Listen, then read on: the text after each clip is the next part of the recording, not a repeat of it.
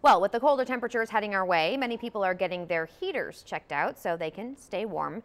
The City of Corpus Christi's gas department is offering a free service to some customers to help with pilot lighting. As part of the program, people who are 65 or older can get a visit from a technician to light one appliance a year. The service is available throughout the year, but of course, requests are a lot higher during the colder months.